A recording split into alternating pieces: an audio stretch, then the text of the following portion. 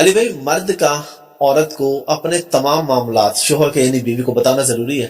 یعنی اگر وہ کوئی بزنس کر رہا ہے، کوئی بھی کام کر رہا ہے، عورت کو پورا خرچہ بھی دے رہا ہے، پاکٹ منی بھی مل رہی ہے، ساری ضرورتیں بھی پوری ہو رہی ہیں، اور عورت کہتی نہیں مجھے ایک ایک بات بتائیں؟ بتانی چاہیے، کیوں نہیں اچھا، بتانی چاہیے؟ ٹھیک ہے. بیوی سے زیادہ کوئی قربت کا رشتہ ہو نہیں سکتا. پلس کل کو اگر آپ فوت ہو جاتے ہیں تو وراثت تو پیچھے تقسیم ہونی ہے نا، تو بیوی کو ایک ایک بات پتہ ہونی چاہیے. میں نے تو ایک ایک ٹائنیس ڈیٹیل بھی اپنی بیوی سے شیئر کی ہوئی ہے اللہ کے فضل سے. فائنینشیل معاملات بھی، سوشل ایشوز بھی، کوئی چیز چھپانی نہیں چاہیے. ہاں، جو ایسی باتیں جو عورتوں سے متعلقہ نہیں ہیں، جو آپ کے مرنے کے بعد ان سے متعلقہ نہیں ہوں گی، وہ آپ انہیں ڈسکس نہ کریں. مثال کے طور پر آپ کسی غریب کی مدد کر رہے ہیں، یہ آپ کا رائٹ ہے، تو ضروری نہیں آپ اپنی بیوی کو بتائیں. یا آپ کسی اپنے ریلیٹیو کی مدد کر رہے ہیں لیکن بیوی کے اخراجات آپ پورے کر رہے ہیں. عورت چونکہ ایک دنیا کا متاع ہے نا، اس کا دل بڑا کمزور ہوتا ہے، وہ چاہتی ہے کہ سارا مال میرے اوپر لگے. تو بعض اوقات یہ خطرہ ہوتا ہے کہ وہ آپ کو انفاق فی سبیل اللہ کرنے سے روک دے. اس خطرے کے پیش نظر آپ اس طرح کی چیزیں ضرور چھپا لیں. باقی جو آپ کے ایسٹس ہیں، آپ کے کاروبار ہیں، وہ ڈکلیئرڈ ہونے چاہیے، پتہ ہونے چاہیے. موبائل کا بھی پاسورڈ پتا ہونا چاہیے. جی، تو پہلے بتا چکے ہیں. ہاں، وہ تو میں نے نادر علی بھائی کی پوڈ کاسٹ میں بھی کہا تھا کہ بھائی اگر آپ مخلص ہیں ایک دوسرے کے ساتھ تو ایسا کوئی معاملہ نہیں ہونا. میرے سے بھی پچھلی پوڈ کاسٹ میں میں نے پوچھا تھا، آپ نے بڑا سپر کلیئر کیا تھا. بالکل کریں. میرے خیال ہے میاں بیوی اتنے کلوز ہیں، کیوں نہیں، بلکہ آپ تصور کریں قرآن کہہ رہا ہے کہ ایک دوسرے کا لباس ہے. اس سے آگے تو کوئی بات نہیں ہوئی. میرے لباس اور میرے جسم کا کوئی پردہ نہیں ہے. ٹھیک ہے، میاں بیوی جس لیول پہ ایک دوسرے کے قریب ہوتے ہیں، دنیا میں کوئی انسان دوسرے انسان کے اتنا قریب نہیں ہو سکتا. تو پھر باقی چیزیں تو بڑی چھوٹی ہیں. تو میرا خیال ہے جب آپ اتنے ایک دوسرے کے قریب ہیں تو یک جان دو قالب والی بات ہونی چاہیے. میاں بیوی کو ایک ایک چیز شیئر کرنی چاہیے. اور اگر یہ ٹرسٹ ہی نہیں ہے تو یہ رشتہ یعنی گرل فرینڈ اور بوائے فرینڈ کا تو رشتہ نہیں ہے، ایک خاندانی نظام ہے. اس میں ایک ایک چیز آپ کو ڈسکس کرنی ہوگی. ہاں، جن معاملات میں آپ کو خطرہ ہے کہ آپ نے کوئی ایسی چیز ڈسکس کی تو یہ ٹیمپرامنٹ لوز کر جائے گی اور آپ کے مشن میں رکاوٹ بنے گی، ابھی اس کی اس لیول کی گرومنگ نہیں ہے، وہ چیزیں آپ ضرور ڈسکس نہ کریں. کیونکہ عورتیں کمزور دل کی ہوتی ہیں، اور اگر آپ نے ان کو مضبوط دل کا کر لیا تو آپ ضرور چیزیں ڈسکس کریں. ارے بھائی، شوہر کے بیوی پر اور بیوی کے شوہر پر کیا حقوق ہے؟ سب سے بڑا حق تو یہ ہے کہ ایک دوسرے کے ساتھ مخلص ہو جائے. بخاری مسلم میں حدیث ہے کہ میں اپنے بعد مردوں کے لیے سب سے بڑی آزمائش ان کی عورتیں چھوڑ کے جا رہا ہوں. یعنی ان کے ساتھ حسن سلوک کرنا ہے. اور چونکہ مرد ڈومیننٹ ہے، اس کی رسپانسبلٹیز بھی زیادہ ہے. وہی بات اولاد کے معاملے میں اور سیکس کے معاملے میں ایک دوسرے کے ساتھ مخلص ہونا چاہیے. بخاری مسلم میں حدیث ہے تم میں سے ہر شخص نگہبان ہے، اس سے اس کی رعیت کے بارے میں پوچھا جائے گا. پھر نبی الاسلام نے کہا ایک حکمران نگہبان ہے اپنی رعایا کے اوپر، اس سے پوچھا جائے گا اس کے بارے میں. پھر فرمایا ایک مرد اپنی بیوی اور بچوں کے اوپر نگہبان ہے، اس سے اس کے بارے میں پوچھا جائے گا. اور بیوی سے اپنے مرد کی دولت اور اولاد اس کے بارے میں پوچھا جائے گا، اس کے ساتھ خیانت والا معاملہ نہیں کرے. میرے خیال ہے ساری چیزیں اس کے اندر آ جاتی ہیں. میں نے جو اتنی مختصر گفتگو کی ہے، ایک حدیث کے اندر سب کچھ آ گیا کہ آپ نے ایک دوسرے کے ساتھ مخلص رہنا ہے، ایک دوسرے کی ہیومن ڈگنیٹی کو وائلیٹ نہیں کرنا. نبی الاسلام نے صحیح مسلم میں حدیث ہے فرمایا کہ کوئی بھی مسلمان اپنی مؤمنہ بیوی سے بغض نہ رکھے.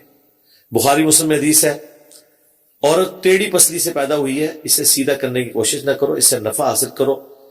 اسے سیدھا کرو گے یہ ٹوٹ جائے گی، اور اسے توڑنا، اسے طلاق دینا، یعنی عورتوں کے ساتھ کمپرومائز کرنا ہے. بخاری مسلم میں حدیث ہے نبی الاسلام نے فرمایا عورت کی نیچر ایسی ہے، بائی نیچر اللہ نے بنایا، اس کا قصور نہیں ہے جی، اس کو اللہ نے بنایا. یہ سیفٹی والو ہے کہ وہ غصہ بھی جلدی کھاتی ہے اور ٹھنڈی بھی جلدی ہو جاتی ہے.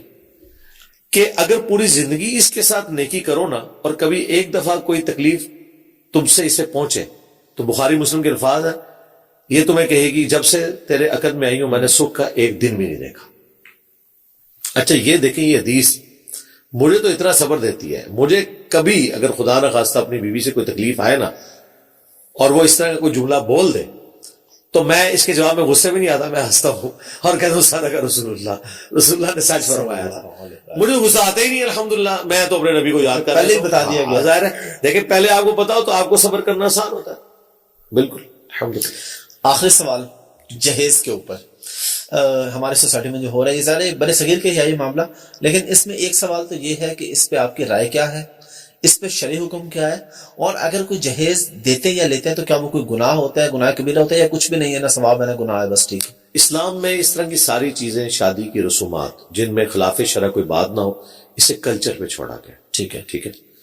جہیز ڈیمانڈ کرنا زبردستی, ظاہر ہے یہ تو لعنت ہے, حرام ہے, اس میں کوئی شک نہیں ہے. قرآن میں تو یہ ہے کہ مرد نے حق مہر دینا ہے بیوی کو, بیوی نے نہیں اپنے خاوند کو کوئی چیز دینی. تو جہیز والا معاملہ تو ایک الٹ چل رہا ہوتا ہے. خاوند نے حق مہر کے عوض گواہوں کی موجودگی میں اس سے نکاح کیا.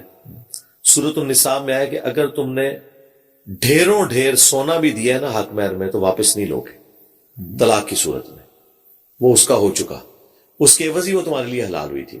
ہاں اگر رخصتی سے پہلے قرآن میں آیا کہ عورت طلاق لے لے پھر بھی آدھا حق مہر اسے دینا ہے, دادا کرے آدھا پھر بھی دینا ہے, یعنی 10 تولے سونا ہے تو 5 تولے دینا ہے. اور اگر کوئی عورت طلاق لینا چاہتی ہے یعنی کہ خلا لینا چاہتی ہے اور وہ اپنے مرد کو آفر کرتی ہے کہ جو تم نے مجھے حق مہر دیا تھا اتنے % میں تمہیں واپس کرتی ہوں تو تم مجھے آزاد کر دو, میں تمہارے ساتھ نہیں رہنا چاہتی, تو قرآن نے کہا کہ اگر یہ نیب نہیں رہا رشتہ تو ٹھیک ہے آفر قبول کر لو, اور اس میں بھی کوشش کرو کہ کچھ اس کے پاس رہنے ہی دو, یعنی ہمیشہ درگزر کی روش اختیار کرنی ہے آپ نے. لہذا یہ جو معاملہ ہے یہ تو کلیئر ہو گیا. اب رہا جہیز, یہ ایک کلچرل چیز ہے. مجھے بتائیے آج تک کسی شخص نے یہ سوال کیوں نہیں کیا کہ ایک نئی موٹر بائک ایک جوان لڑکے کو باپ نکلوا کے دیتا ہے 4-5 لاکھ روپے کی. آج کل جو اچھی والی بائک ہے وہ 3-4 لاکھ روپے کی ہے. جو موٹر سائیکل نوجوان چلانا چاہتے جی جی وہ شریفوں والی نہیں, وہ جو دوسری والی ہے, اچھا وہ بھی ہے شریفوں والی ہے, ہیوی ڈیوٹی.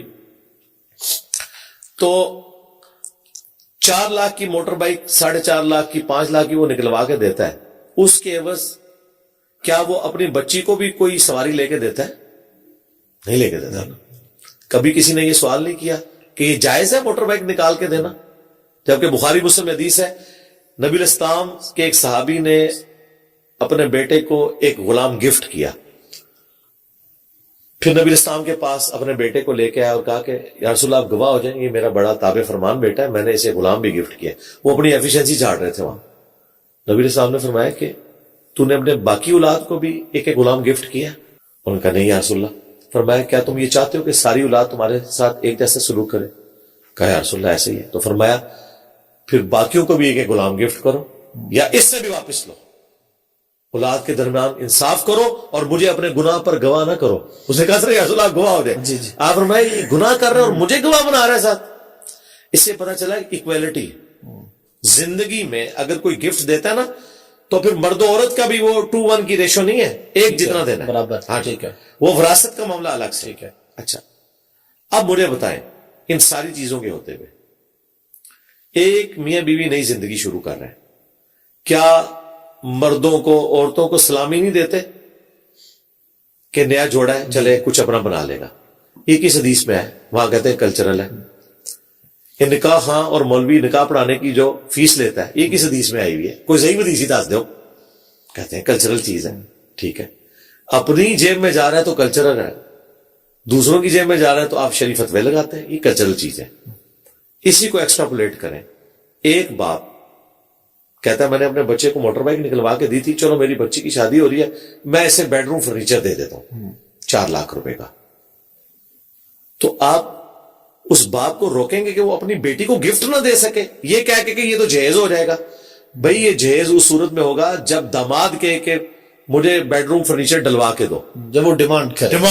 اگر ایک بندہ کہتا ہے کہ میں اپنے بیٹوں کو نئی ہونڈا سیوک لے کے دے رہا ہوں, وہ بھی میرے خیال مجھے تو نہیں پتا, آپ شاید سنا میں نے 1 کروڑ تک پہنچ چکی ہے, 85 پلس ہے. ہونڈا سیوک لڑکے کو تو لے دی, اگر 85 لاکھ اپنی وہ بچی کو اکاؤنٹ میں ڈال دے کہ بچہ تیری نئی زندگی ہے, نیا فرنیچر لے لیں, چلو تم لوگ کل کو اپنی نئی زندگی شروع کر رہے ہو تو عمرے پہ دونوں چلے جانا، یار یہ لو میری طرف سے ٹکٹ رکھ لو، تو کہتے ہیں جہیز ہو گیا.